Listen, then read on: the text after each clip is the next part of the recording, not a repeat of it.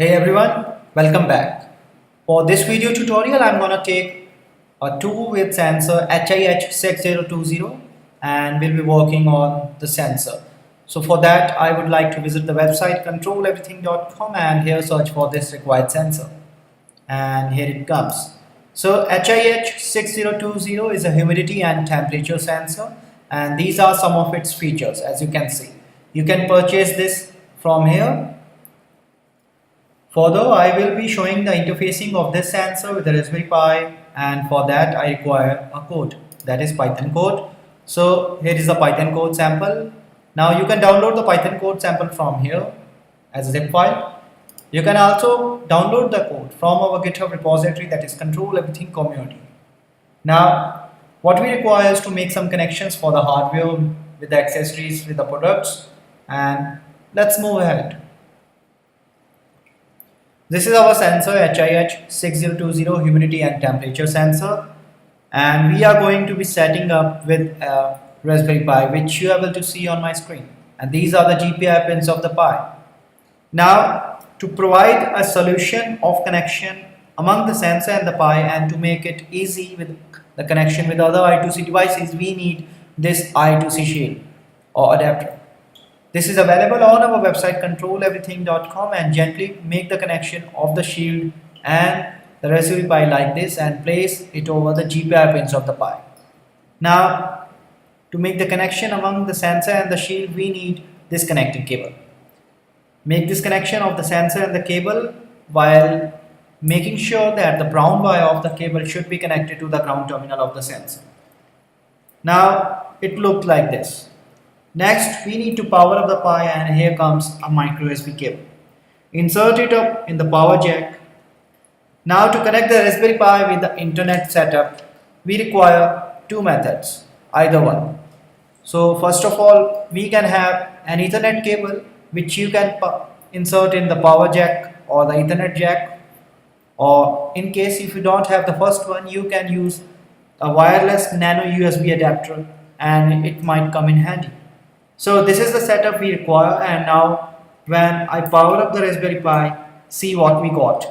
So it's the connection setup completion. Next, let's move on to the interfacing of our sensor with the required code. Well, we have just seen the hardware requirement connections part, and now what we need is for the interfacing of the code. So for that, log into github.com and here search for the repository, that is Control Everything Community. Click over it and here search for the sensor, that is HIH6020. Now this is the required Python code. Let's have a look over the instructions for the Python code, and we have to download and install SMBus library on the Raspberry Pi. Now this is the link which will guide us through entire procedure, and this is the SMBus CFFI 0.510 link. Now here all the relevant information to install, to update, and other dependencies being provided here. You can have a look through for that. Now get back to the code of Python, and this is the Python code with .py extension. The first thing you notice that we have imported SMBus library on our code, and we have also imported the time function. Now this is a time library which will help us through the procedure while after reading and writing commands. So the address of our sensor is 0x27, and we have read data from 0x00 for 4 bytes, as you can see. This is the conversion part for the data of our 4 bytes for humidity and temperature, which is according to the formulas being provided to us by the datasheet. At the very end of our code, we have output data on the screen for relative humidity and temperature in Celsius and Fahrenheit, which is according to the format. We have 0.2 values, 0.2f, which is the 2-value format for the float values. So this is how the code looks like this. Now we want to look how the code works. So let's proceed further. To know how it works with the sensor, let's copy this entire Python code and open the Raspberry Pi terminal. Here create a new file, HIH6020 with .py extension, as you can see on my screen. paste the entire code and save it. Now this is the command to run the code, and here is our relative humidity and temperature in Celsius. Now when I press my finger over the sensor and run the command, there is a relative humidity change and along with the temperature. Now again doing that, there is a gain change. Furthermore, when I press my finger again, the relative humidity and temperature changes. So this is how a Python code works with this sensor using a Raspberry Pi. Now what we want to see is the features and the applications. So let's proceed now. So now we have seen the working, the interfacing, the hardware connections, all the stuff of HIH6020.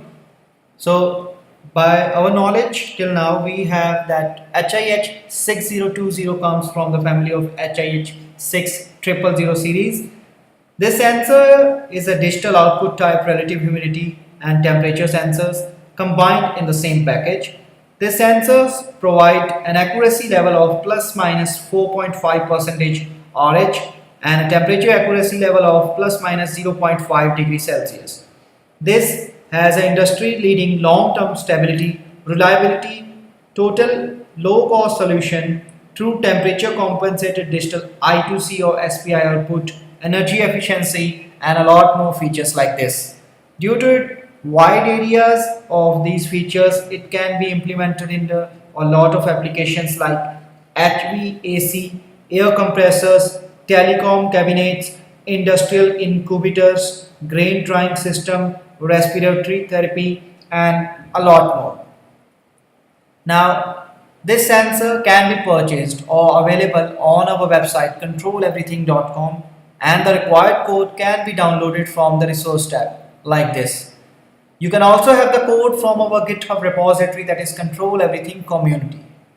Now, in the end, if you have any doubts, any queries, or any part where there is an understanding issue, you can contact me on controleverything.com and be sure to post your queries on our community page.